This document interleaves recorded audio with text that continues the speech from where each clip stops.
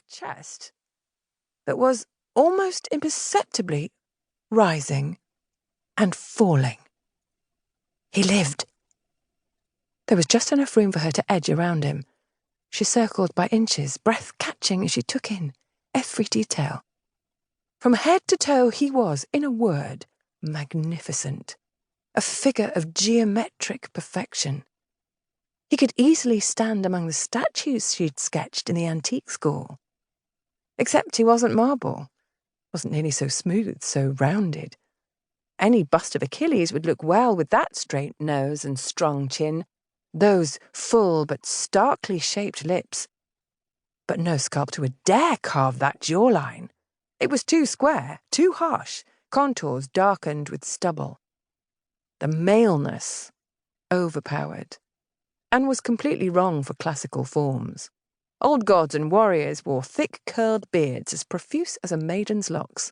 The young ones showed sloped cheeks that flirted with girlishness. This man was not girlish. No, not that. She noted the bulge of biceps in his bent arm, the width of the forearm.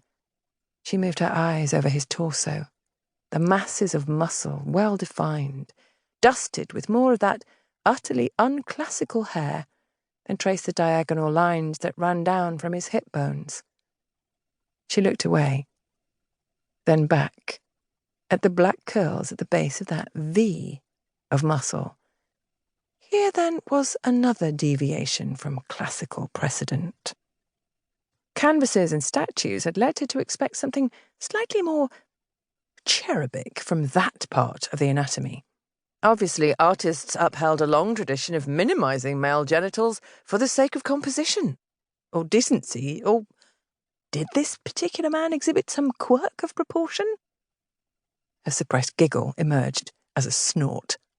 It didn't matter, of course, the man's particular quirks, but that he had them at all, that he was particular, not an abstraction, a mathematical proposition in stone.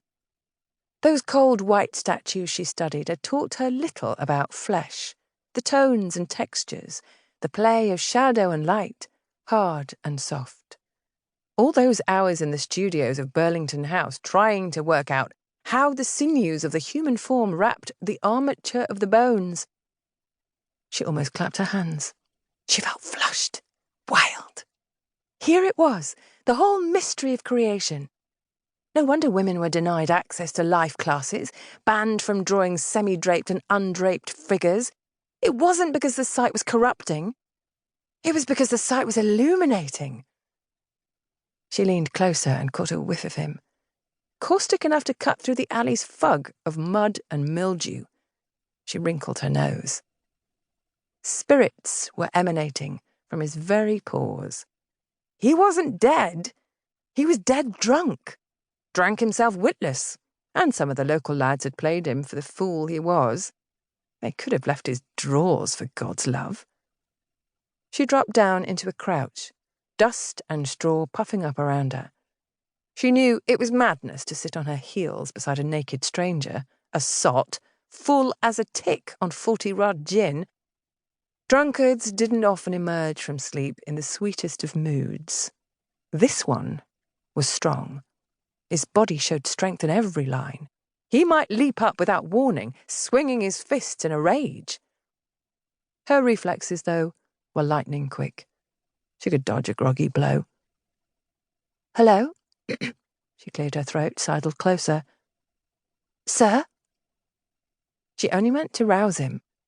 She wasn't trying to memorize the balance of his features, the shape of his mouth, the sharp peaks of his upper lip.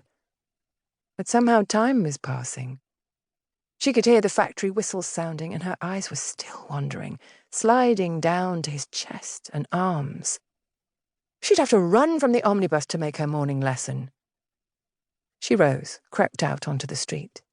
On the corner, a red-faced bobby was blowing his whistle.